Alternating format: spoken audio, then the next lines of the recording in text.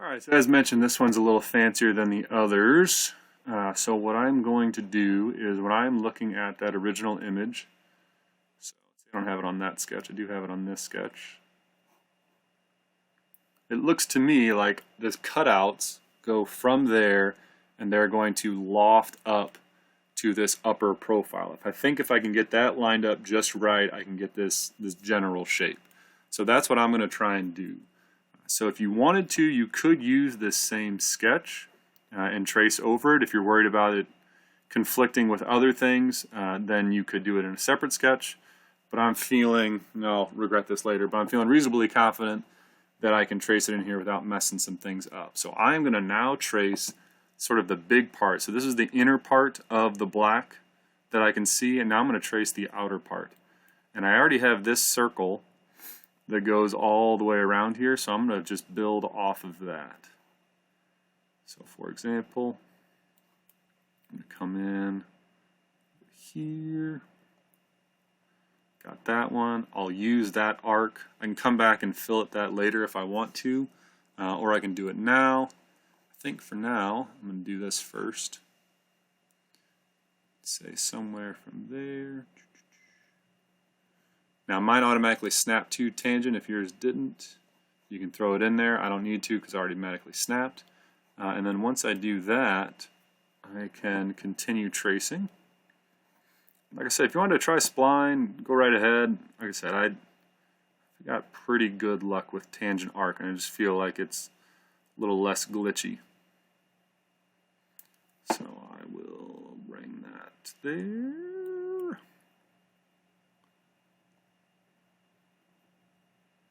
Down to here. If you think that's a line instead of an arc, that's fine. Do what you feel. Then I'll extend that. See if how close that touches. Yeah, it doesn't look too bad, so then maybe I'll just make that tangent and trim it up. That looks pretty good. Now I'm not going to trim over here yet. I'm going to come back to that. Matter of fact, I think I am going to come back and do, oops, an arc in here. That looks nice. And then I'll trim that one up. Like I said, doesn't have to be exactly the same. We're just going for the general vibe. And that looks pretty good. So I consider that a decent accomplishment. I am going to save that. Also, this is a good time to mention it's easy to mess up and then not have a good file to go back to. So sometimes it's nice to go save as. And then this originally was for Ethan Jenkins, but it's just my demo one.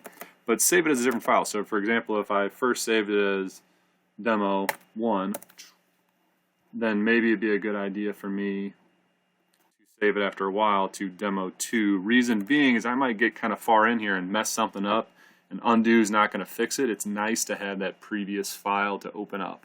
Makes for sloppy, as you can see, sloppy folders, but I think it's worth it. So I'm going to save that. You can also title kind of the accomplishments, like what's working, what's not working there in the title name. This, oops, wrong sketch.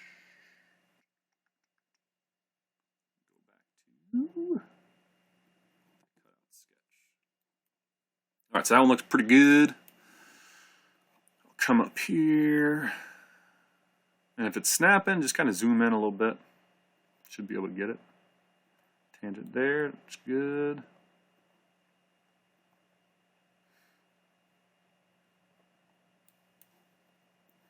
Make that tangent to that one.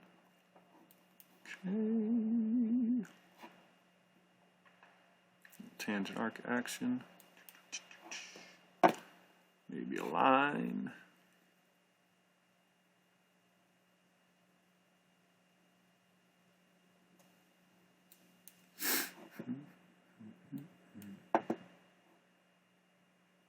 And then I think we'll have to play with the loft a little bit, so this might take a couple tries here.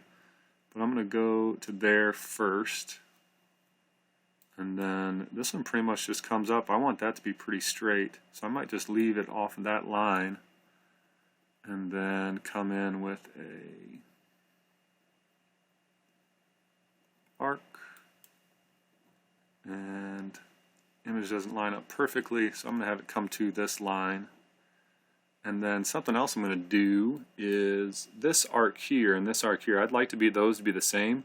Well, this arc and this arc right here comes from over here. So what I'm going to do is I'm going to make those equal. I think it'll look better. That looked terrible. Let's throw a dimension on that one, see what it looks like. Maybe I'll change it individually. Or I'll just put an equals on that one now and see if that looks okay. Oh, that one moved on me, didn't it?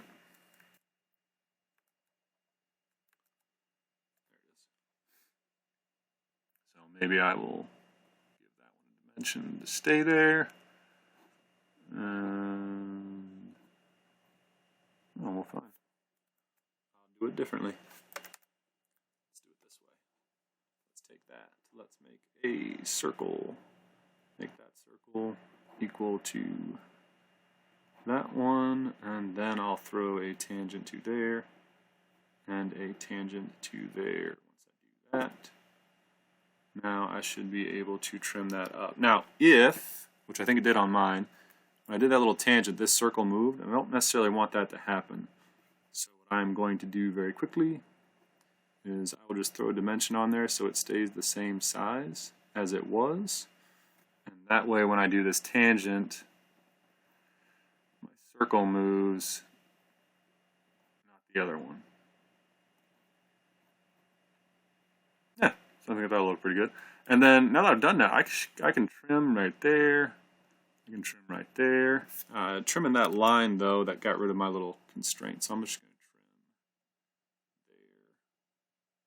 to trim there. And I will draw this line down here, because I think Inventor won't recognize my profile unless I do.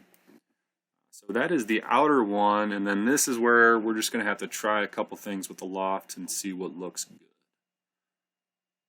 So I'm going to stop this video here, and then the other ones will be all my different loft attempts, and we'll see which one works the best.